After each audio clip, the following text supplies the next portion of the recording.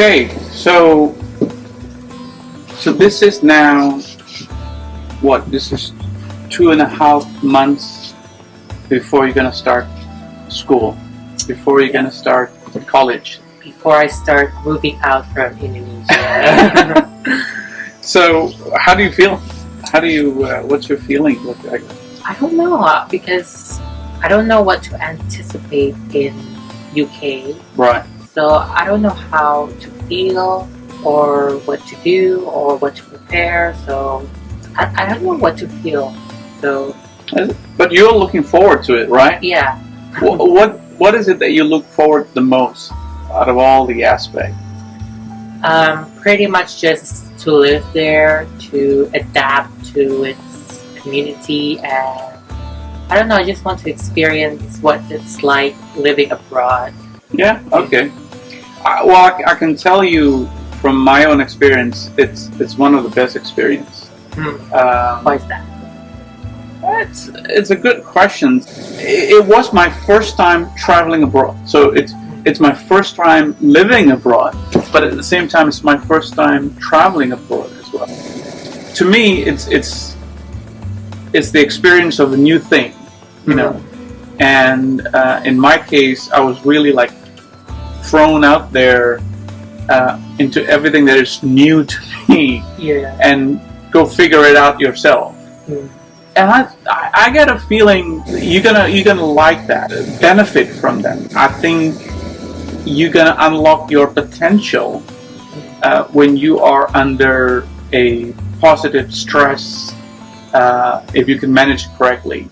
Going to UK is like you're basically confronting a new risk, right? Like a new journey, right? Like a new chapter. So I feel like something that promotes, like something that makes you going through something unexpected. I feel like that kind of brings up a new character development into yourself. But let's talk about the one that from middle school to high school. What is the biggest change that you experienced? What is the biggest step of maturity? Like the biggest change is self-expression. Like I finally knew that, wow, this is like, you know, even though it has its own ups and downs in high school, it makes me realize that I can finally see myself like interesting, like truly, you know, it's not like just being positive or even just fully negative. It's like I can see the middle ground of myself. Interesting. And that's what makes high school really special, because now I can see both. Okay. I can see more of my imperfections, more of my identity, more of things that I can improve. Interesting. And things that I want to seek out more. How do you experience that? You know, it was like, it's like an explosion just came right at me. Really? Yeah, I mean not technically like an explosion, but like, whoa, this is so different. I mean, it's like your mindset is still like in the middle school, right? Your mind is still like on the previous life on middle school. Right. So when I jump into high school, it's like with new people and new environment. It's like, oh, whoa, everything's changed. You know? Right. Like, right. Yeah, it's just. You like, did not expect that? Yeah, okay. I did. It's like, you know, it's like going out from the comfort zone. Right. And I don't know, even though it might be, at first it was terrifying, it was like, you know, it was feeling like I'm the only one who's like confused. Like it feels like I'm just stuck. You know, it's like going out from like, it's like you move out from your home and live in another place. It's like kind of like that. All right. So actually, it's interesting. So just circle back to you plan going to UK in the next couple of months. So was it a first step of, you know, going out and experience something new? Yeah, maybe it will have the same experience like high school. Right. But I feel like it's because it's like from middle school to high school is like one step to maturity. As a high school student, as a student living with the parents and everything else, and all the infrastructures and everything, the facilities that have around you, your life is a bit too scripted. You need to experience an unscripted life. Yeah, I agree. and react to that, because you never know until you test it, right? And have you firm out what you want to study in the university? I want to study in the media and communication. Is that 100% now? Is it 90%, 80%? 100%. 100%. Okay, good. I mean, I don't know like the specific major for it, but the department for it, I do want to study in the media and communication. Why? I don't know. I feel like from my experiences, from what I've been watching, from what I've been seeing and hearing, I feel like combining all of those experiences into a self-reflection, I feel like it makes me more intrigued in learning media and communication. Okay. Which part of it is the media part or the communication that intrigue you more? Both.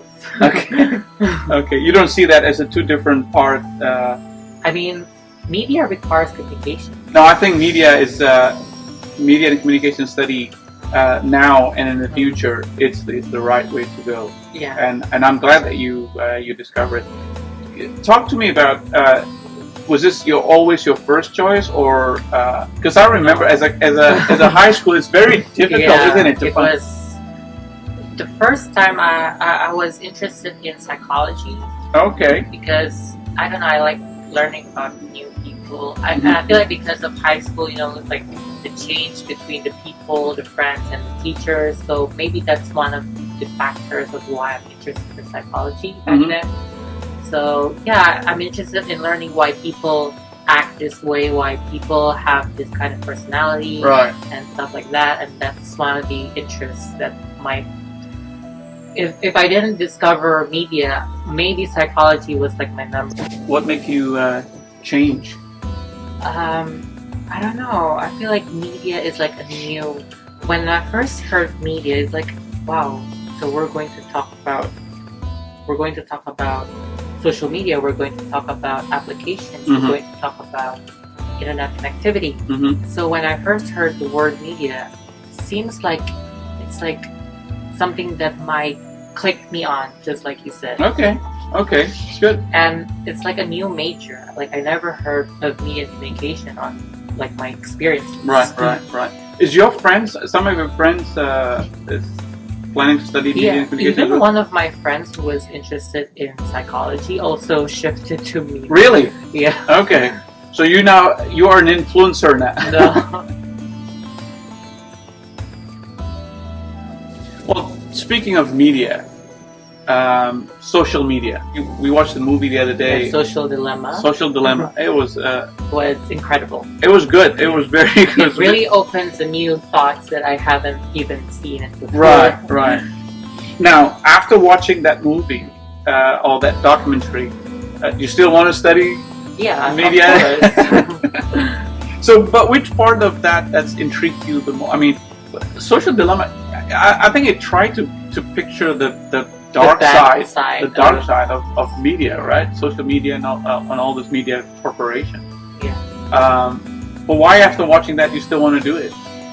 I mean, I feel like that it doesn't shock me because, like I said, I've already, like going out from those like being addicted to your phone or being addicted to electronic devices, because I used to feel that way. But when I watched that, it kind of like, oh, now I understand what happened back. You understand why we all. I agree. I think what's really intriguing is that you know you're addicted. Yeah, but you didn't know why. Makes it. What makes you correct? I mean, and you know that we've been trying to get away from that addiction. Now we know that it's so difficult because you're fighting this machine, this AI, and all these hundreds of engineers behind it. It's like Terminator, but we cannot see it. It's exactly. So what do we do then, now that we know that? I mean, is there any new learning that you got from this movie that now that we know how social media works, how do you reduce that addiction? I mean, of course, the only way to reduce it is from ourselves. Like, we have to realize that this is a problem. Right. Because if not, we can't continue. That's true. And I feel like that's one of the most difficult when maybe people already know, but they don't want to believe that that's the threat. That's the hardest part. Yeah. I mean, accepting that we have a problem. But not wanting to change. To change it, right. Is the You're right. reason. You're right. All right, so I agree completely. The first step of solving a problem is to know that you have a problem. So, out of all the applications, the software, the website out there, what is it that you use the most? YouTube. YouTube. I feel like that's still a problem for me. So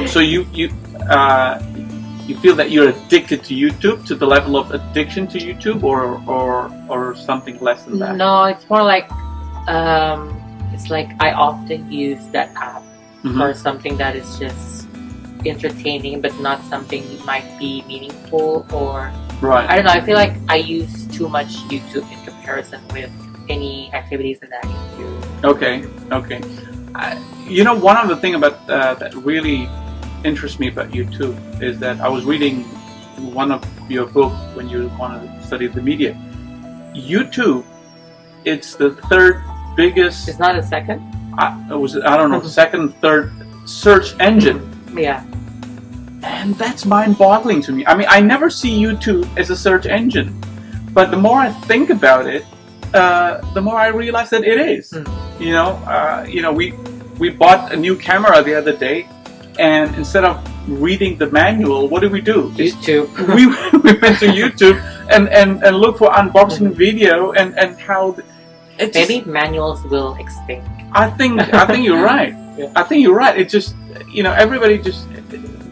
The other thing about it is that it's free. It's free for the producers of the product, right? Yeah. Because somebody else produced that manual for you.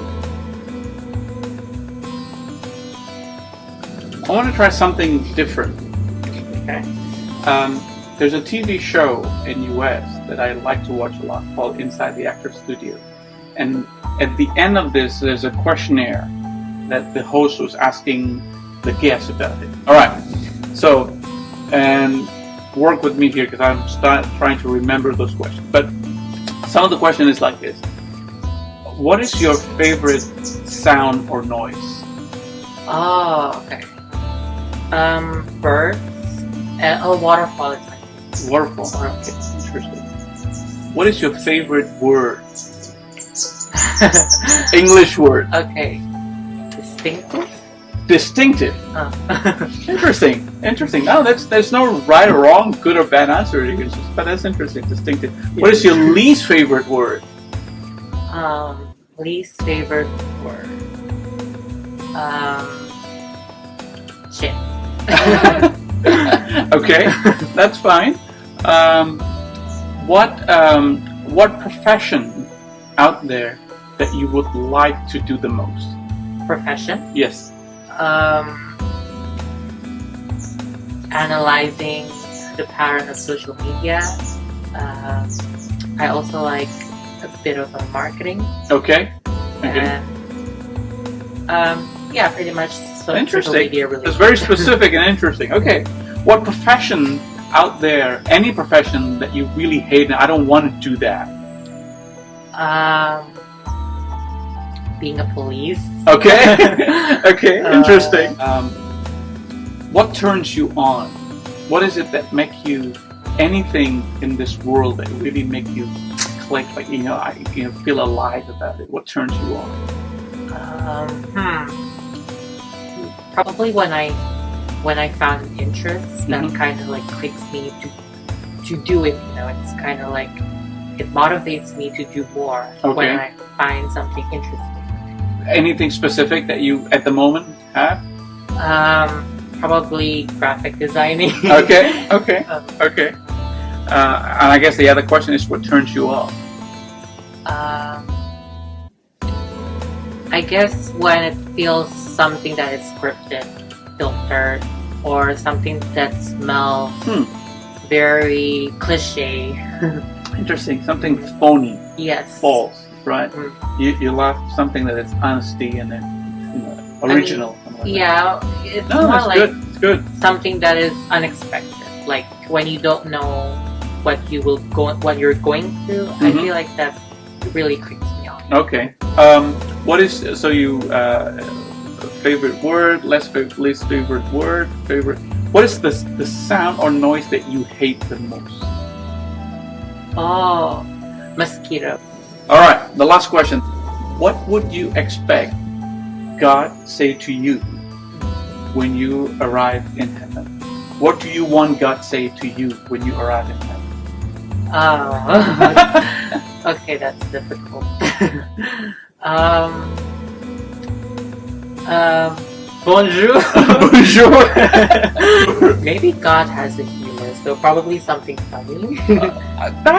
that is interesting. No, that's as I said, there's no right or wrong, but I thought that those questions is interestingly, it's getting inside your personality without being too Without being probing, direct. probing or something. That's interesting. What would God say to you? What do you want God to say to you? Bonjour and some humorous thing. Yeah. No, sometimes, people imagine heaven is something that you always have. You feel good about it, have fun about it, and all that. And having fun and feel good about it, part of it has to do with your humor, right? So I can relate to that. Something that makes you happy, right? And humor, laughter makes you happy.